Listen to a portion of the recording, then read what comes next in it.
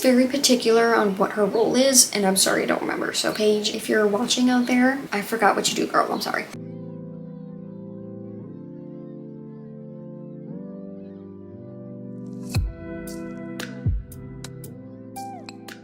Hello besties, it's Kara. Welcome back to my channel. So today's video we're going to be doing my May wrap-up. So I'm basically going to be talking about all the books that I read in May. I actually ended up reading 11 books in May, which is my highest I think all year. I can't remember what my highest was before, probably like 9. You'll see why I read so many books a little bit later because I read like a whole series. Hello besties, it is after filming everything I realized that I did not do my May TBR stats to my May wrap-up. And shout out Emily if you are watching. She did give me this idea to kind of compare what books I put on my TBR and what books I read in the month, and I think it's a really fun concept, and I'll put them up here. Out of the 7 books that I put on my May TBR, I read 6 of them. So the only one I didn't read was The Witch's Blade by A.K. Mulford, and I think I'm gonna DNF the series because I just am not interested. 6 out of the 7 books. I think I did the same thing last month in the month of April. I will send you back to the regular scheduled program.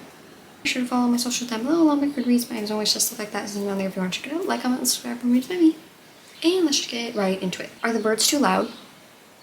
So sorry if the sun is going in and out. It's been like raining, but then it's been sunny, so I'm trying to use whatever light I have. First book I read for the month of May was Holding the Reins by Paisley Hope. So this is the first book in the Silver Pines series, which is like a cowboy small town romance series, I believe. I ended up giving it a 4 to 5 stars, and basically this is about a woman named Cece, and like she comes back to her family ranch because she ended up like breaking up with her fiance, I guess, and that's where Nash, he's like a retired hockey star. They grew up together. It's like her childhood brother's best friend. I really enjoyed it. The vibes were great. I loved the writing style. It's so quick, so easy, so fun. It did really remind me of the Chestnut Springs series and Done and Dusted. I feel like it was like a mix of like Chestnut Springs, but like also Blue Ranch series, but like Done and Dusted specifically. Yeah, their banter was really, really good. I liked the more emotional side of it, of like her having this past and him having this like really, really tragic past. Kind of reminded me of Jasper. It was really spicy. I was not expecting that to be in this like cute little cover. I feel like my only complaint was like a little bit too much spice, but also I feel like I would have felt like a more deeper like emotional connection if this had like a past and present timeline. Usually I don't mind those like in these kind of like childhood best friend or second chance romances. I feel like it adds to the like emotional depth to these characters' relationships, and I feel like that's what's kind of missing because they always like reference their childhood and that. Loved it. Cannot wait to continue with the series. I think right now there's only 3 books out, and definitely recommend if you like cowboy romances, if you like the Chestnut Spring series, if you like the Rebel Blue Ranch series. I definitely recommend this one. And then next up I read the only fantasy that I actually read for this month, which is really interesting because I thought I read more fantasy. Glow the Everflame by Pen Cole. This is the 2nd book in the Kindred Curse series, I think it is. I don't know if this is going to be 4 or 5 books. I gave this a 4.75 out of 5 stars. It was so close to being a 5-star. There's just something about Diane's, the female main character's character, that I don't know if I just can't connect with her, what it is, but I really don't find myself liking her a lot of the time. I read like literally 300 pages of this fantasy book in one day, which is like unheard of, especially for like me in a fantasy book. Like I don't usually read that much of a fantasy book in one day, but like this one, just like I could not stop reading. I love this author's writing style. I like really love this series. I don't know what it is. I'm not gonna go too much into it because it is the 2nd book in the series, but I definitely recommend the first one. The yearning.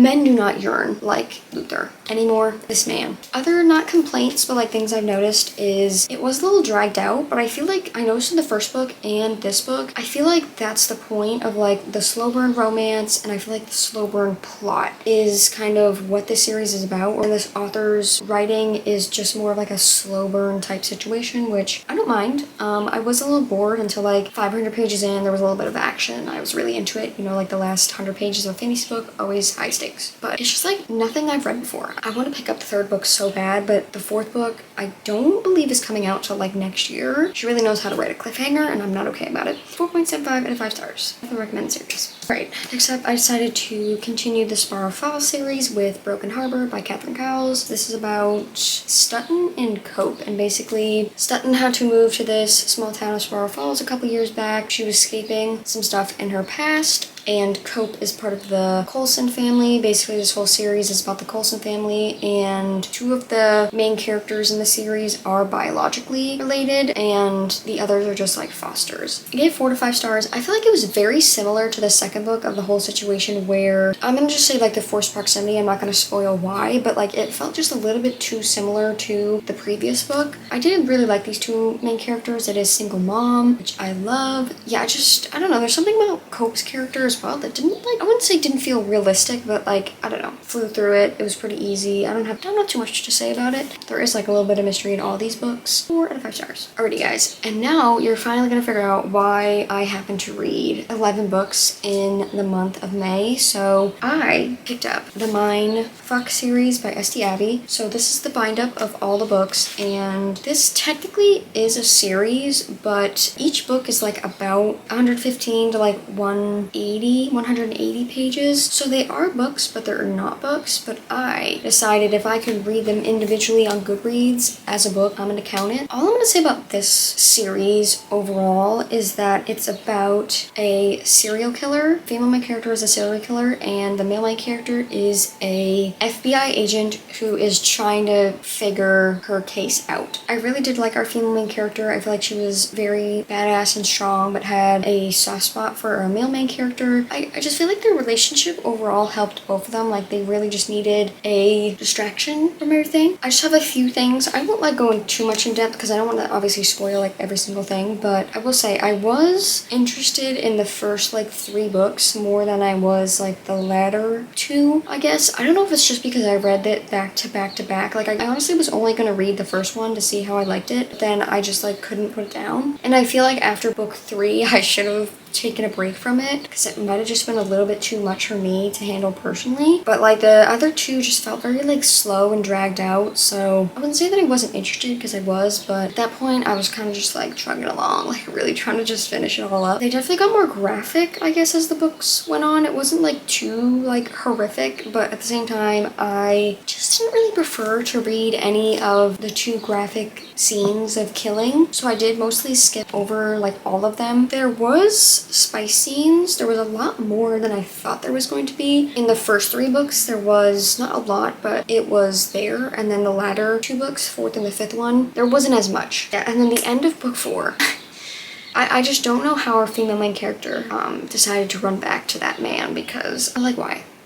I'm still not over it. I could never forgive anybody for that. Obviously, this is more of like a darker romance. I am not a dark romance girl at all. I mean, as you can see, I read fluffy small town romances, but like this one wasn't too bad. I was pleasantly surprised. I don't know if I mentioned, but I didn't rate each individual book. I rated the series overall, and I ended up giving the series overall a 4.5 out of 5 stars. I really enjoyed it. It was looking like a 5-star. And then again, those like 4th and 5th books, I really was just like waiting for like the conflict and everything to happen, and it just felt a little dragged out. Yeah, it was a really sweet ending. I guess you can consider it sweet for a dark romance. Yeah, I do recommend it if you want just a little bit something different. If you want to like dabble in, I guess, dark romance, maybe try giving this a try. Overall, 4.5 out of 5 stars. Alrighty y'all, we have 3 more books to go. I feel like this is quick, but it's also not quick. I just needed fun things after all I endured in that series. So next up, I picked up Simply Mine, Laura Pavlov. This is the 4th book in the Honey Mountain series. I only have 1 more to read after this. Yeah, this is Charlotte and Ledger's story, their romance story. It's basically like a brother's best friend, kind of like second chance romance. I gave 2 out of 5 stars. I overall just like wasn't interested in either of the characters, in the plot. This is another one that I felt like should have had a past and present timeline where you got that previous connection, really like felt the emotional depth that these 2 characters had, because it's basically, so he is like her childhood best friend's older brother. I know they always just referenced like, oh, remember we did this as a kid, or I did this for you and opened up for you, and I'm just like, they just referenced it. I didn't like feel anything for these 2 characters. Charlotte is like a school teacher. She lives in this small town, and Ledger is, I think, like an architect or something, and he's visiting for his sister's wedding, and basically they end up being like a fling. I didn't like the concept of this book like at all. I just wish there was more emotional depth to these two characters. 2 out of 5 stars. Alright, next up was a book that I guess I could say I wasn't necessarily excited to read, but like, I was like, if this doesn't get read this month, it's just gonna sit for another long while. So I was like, I can read anything at this point in the month, so I was like, I have to pick this up. And it was Mr. Fixer-Upper by Lucy Score. I gave this 3 to 5 stars. I was pleasantly surprised. I will say, I don't know why I was going in with such like low expectations. I was like, maybe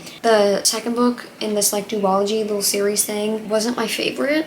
So maybe that's why I was like not going in with the biggest expectation. Yeah, I don't know what like duology thing this is called. Welcome Home series. The second one is the Christmas Fix, which you've probably seen it before, but it's like a Christmas romance. This is about Paige and Gannon, and basically Paige is like a director kind of thing. I don't know what she calls it. She's very particular on what her role is, and I'm sorry, I don't remember. So Paige, if you're watching out there, I forgot what you do, girl. I'm sorry. I think it's a field director, maybe TV. Basically, she's helping film this like renovation series with the Kings, who are, the main character is Gannon King, and then the sister is Kat, who ends up being in the second book. It's like a reality like home flipping thing. I think they're doing like a second season or whatever. It's basically Gannon and Paige's romance, and I don't know, it was definitely more fun than I thought. It wasn't as like jump on you insta lovey crap that I don't like. It was spicy. It's like, this is just like a typical Lucy Score book. I did think the male main character Gannon, he like seems like he's supposed to be like grumpy and closed off, but like he really is like really sweet and cute, and kind of like fighting for Paige and to get with her. Like his whole mission this entire book was like to convince her like we're gonna be a couple, and that's why I thought that was really sweet. 3 out of 5 stars. And then last but not least, I just picked up this book randomly because it's been sitting on my shelves for like a little while, and it was Next of Kin by Hannah Bowen Young. Basically it's about Chloe, who grew up like in the foster system because her mom was like stable but then unstable, and then stable but unstable. Like she went in and out of her life basically, and she ended up going into the foster system and getting adopted. They have like a rocky relationship, like they talk but they don't really talk. Basically she finds out that her mom had another kid, so she has a sister, and she's gonna basically like take custody of this newborn child. That's where she meets Warren, and basically Warren is trying to get custody of his 16-year-old brother who is deaf, and basically they tell both of them like, hey, we have this program where you can join up with like another person who's trying to take custody of somebody, and you guys can like live together, work together, so it looks better for like financial stuff and security and stuff like that. So they're like, oh sure, so they start living together.